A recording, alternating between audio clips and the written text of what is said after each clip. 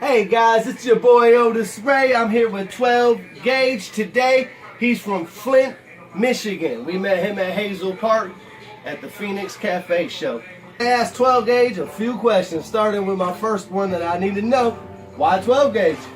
So originally I had a name picked out when I started rapping, when I started releasing my first mixtapes.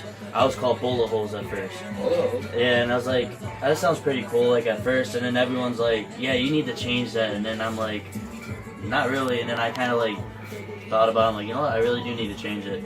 And one of my homeboys' dad, Calvin McCaskill, which I'm going to give him a lot of credit for naming me 12 Gauge. He's the one that called me 12 Gauge, and he just thought it clicked really well. He didn't really have a meaning for it. It's just clicked, and ever since, it's at college, at high school, hey, what up 12, what up 12, what's good? And I started doing it, performing 12 Gauge. I'm like, that's right. That's what I'm known for. So That's awesome. How old were you in that? So I started rapping at 13. That's how old you were when you became 12 Gauge. No, that's Gauge, and then Bullet Holes, and then 12 Gauge. Okay. I didn't really thought about it at first. I'm just gonna rap, just call myself Gauge, see what happens. And 13 I did years Bullet old, Holes, yeah. Freestyling or writing? Or Just writing. Everything. I can't freestyle for shit, to be honest. Well, it should all start from a freestyle. Maybe you wake up and oh, that's a dope verse. I gotta write that down. But I think freestyle. I think it's definitely a practice though, because how do I put this? So it's you're writing and you're practicing writing, and you're in your head already have all this vocabulary. You have a big ass dictionary in your head, and then when you go spit a freestyle, it's just all right there, and you just gain experience from that. I'm getting better with the shit, but I still got a little bit to go before I start freestyling. What was it like growing up in Flint?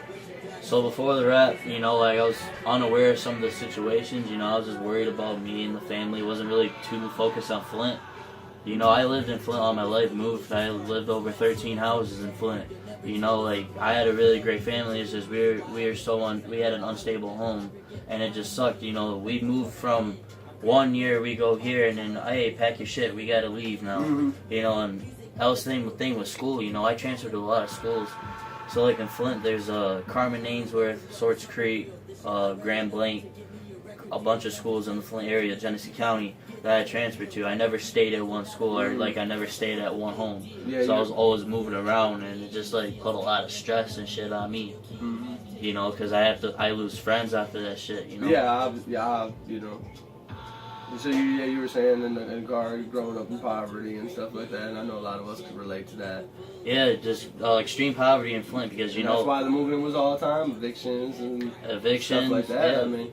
And then, on top of that, my parents got divorced in middle school, and, my mom started, slowly, increasing, on the medical thing. She has a lot of medical problems right now, and we're just blessed that, she's still here, because doctors even tell us that she could have died any time this shit happened.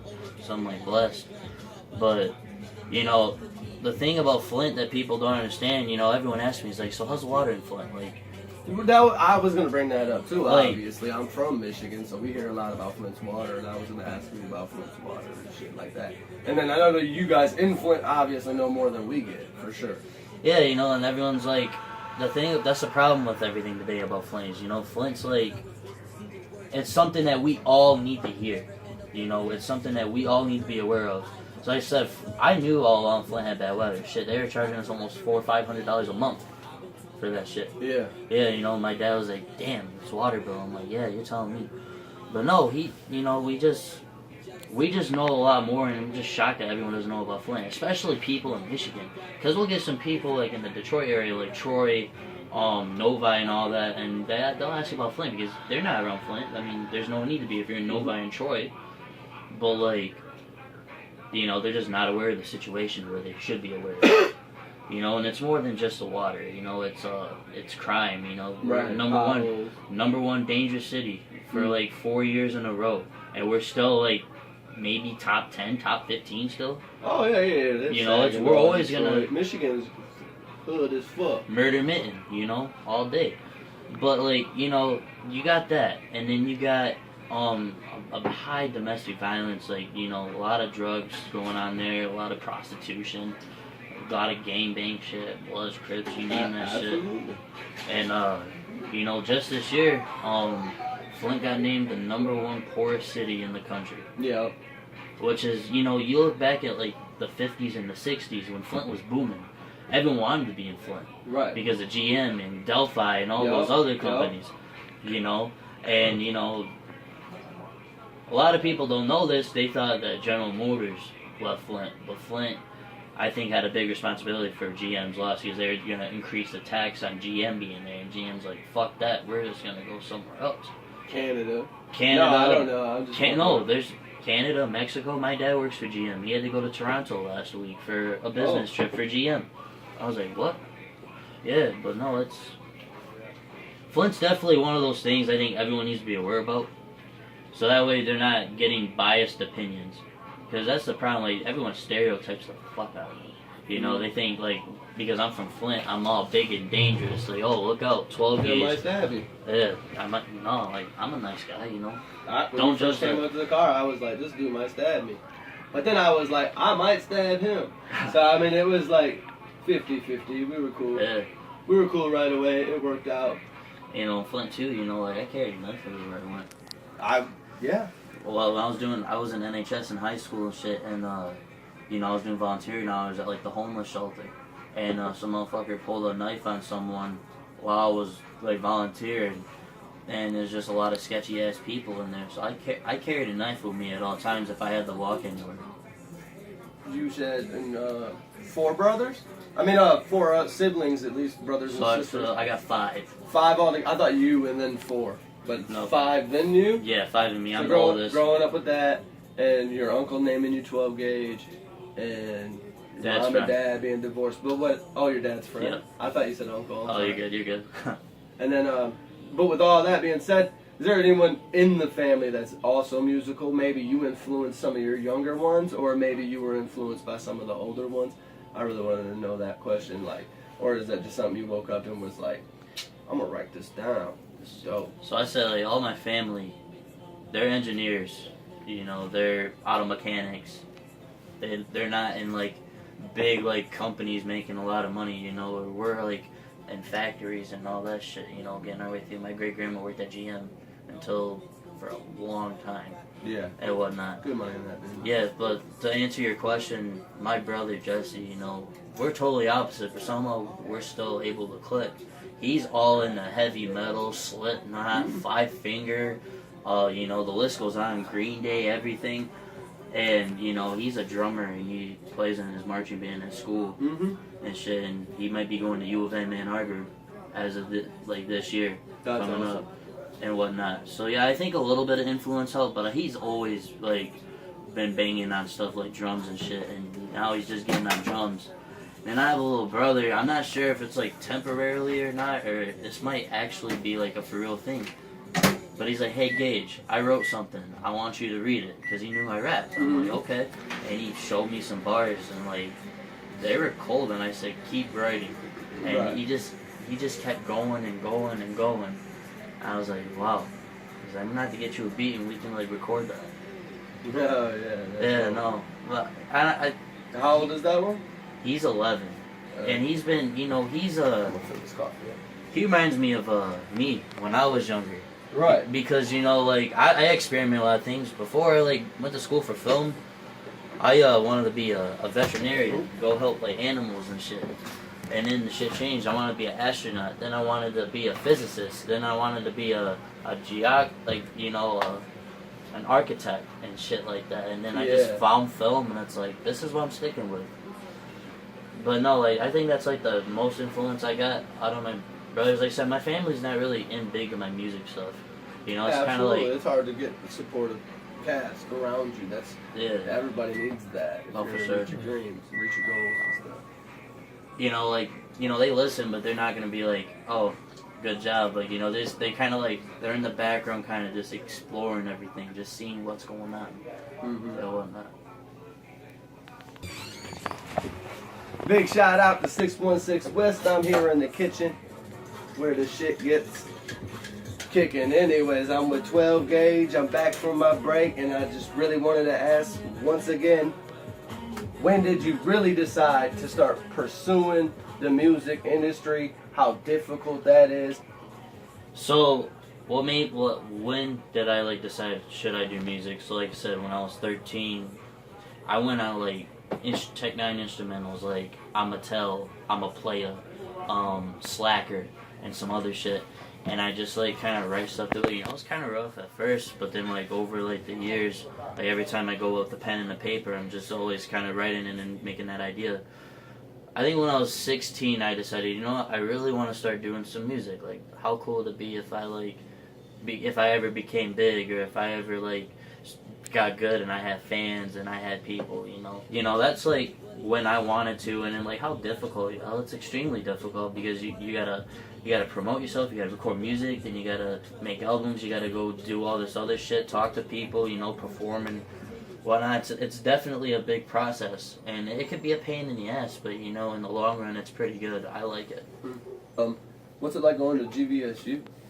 At GVSU, it's just like I'm a college student, but some people will like come out and be like, hey, it's 12 gauge, what's up? Right, I was gonna say, do you advertise yourself as all 12 the gauge? time. You represent yourself. Then you gotta always represent the brand, especially you're independent and everything like that. So it's like always like shake a few hands, say I'm 12 gauge and I rap and shit. Yeah, and that's or, the thing or is too. it more like you're just trying to stay a student and worry about that side of the world, Like there's time, like you be a musician, and then there's time you gotta ask yourself like life, like what else do I gotta do? Like everyone asks me like, why don't I just drop out of college? And yeah, drop out of college to go become a rapper. I'm like, why? Like every other jackass that's out there right now? Yeah. Like, no, like, what if rap didn't work out? Yeah. Plan B. And I never thought, like, rap's just a hobby. If I ever got big on a hobby, props for me. If I don't, hey, at least I tried. And well, the stuff that you learn right now, you definitely pass on. That's kind of why I asked the question about the family members and like if you inspired the younger ones, which you said the 11-year-olds writing now, and that's awesome. But I mean, someday you could be like fast tracking him because helping him skip over the mistakes that you would make already. Yeah, for sure. So that I think that's awesome. But then that's just like really like why, when, and at first, people like, you're fucking garbage. And I could agree with them sometimes. And then like I started getting better, and then everyone kind of hops back on the bandwagon like, oh, I went to school with him, oh, I know him, he's cold as fuck. And I'm like, you're so full of shit, I could smell it. But like I'm blessed like having like my fans currently right now. It's increasing a lot for sure. And it's gonna keep increasing. Do you get any obvious? I'm pretty sure this is a yeah, but I mean, do you get any negative remarks or comments or anything? All the time. And how do you stay above that? I kind of take motivated to just keep pushing forward. I kind of take that, and I kind of like, just like, you know what? I'm gonna have my people that are gonna hate me, and I'm gonna have my people that like me. I'm gonna do music no matter what. And like one time on YouTube, I posted a live performance at an open mic night, and motherfucker comments, "Go kill yourself," on my stuff. I'm like, okay, whatever. But yeah, I'm real happy to be working with 12 gauge. I work with Stevey G. I'll work with Day One up here at the 616 West. I mean, my people are doing big things. Just keep positivity going. And then that sucks that people still these days would comment something like "go kill yourself" or something like that. It's kind of fucked up. Oh, it's just like there's a YouTube rapper that's actually from Flint. His name's Josh McKay. His name's Kid, and he does like various freestyles.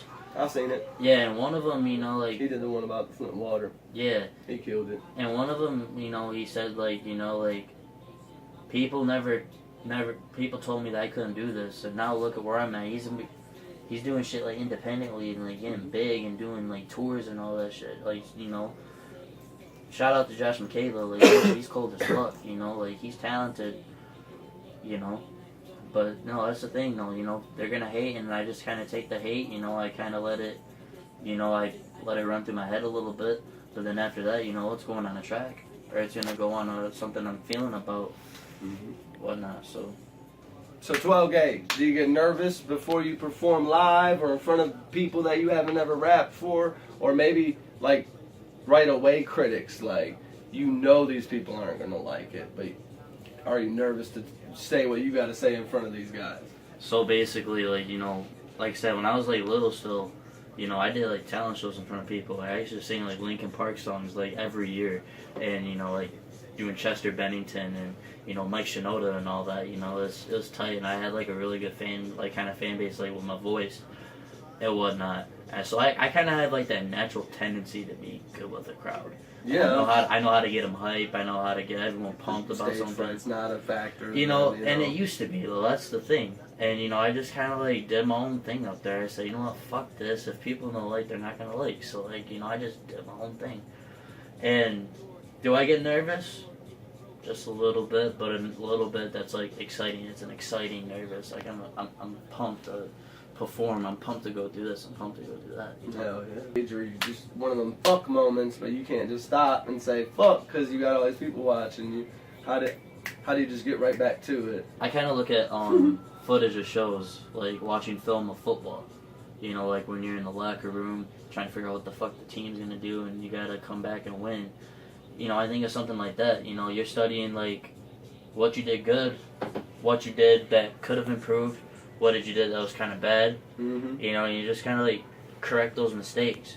You just keep practicing and practicing and practicing. I think the big thing about artists, especially like performing, like rehearse all your shit. Absolutely. What's the biggest crowd you ever performed for? Do you round off? So right now I say my talent show still, because everyone was kind of like forced to go. Yeah. But that was about right, like a mandatory. Yeah. It was like mandatory. So I had about 400 people. I did my couple songs that I did. Just the auditorium full. So I mean. Yeah, everyone. So yeah, that's the whole why school. Again I'd see stage fright not being an issue with you at all. So. And like I said, like. I'm trying to get the bigger crowds. I'm trying to do bigger things too. Absolutely. It's like those are my biggest crowd. But I say my best shows though would probably be the one that we had in Hazel Park for the showcase tour. Oh, that's awesome. And my open mic night for sure. That was another one of my questions. Was just going to be like, was Hazel Park a good concert that you've been to so far, or that was like a small venue? So I'll be honest, so like, the showcase, like when I submitted my shit like to get played and found out like, yeah, we want you to come perform, Mm-hmm. I'm like, oh my god, this is amazing. Like finally I'm getting somewhere. Mm-hmm. And, it was cool like going to a different city and Yeah. kind of like spreading your music out. Absolutely. So then they know the name and whatnot. And I think the biggest thing I take away like from the showcase tour, other than really dope ass MCs like Stevey G, Jake's, 2 Exclusive, 323, all those guys had like they all had raw talent, and I think it was cool. I think it was one of those concerts where like we chilled, we performed, Mm-hmm. and we networked. Yeah, that's awesome because there was a lot of talent there. There was a lot of good people there. Other than Stevey G, that's on a song that I'm actually releasing today called "Thanks for Nothing." I will talk about that soon. Yeah.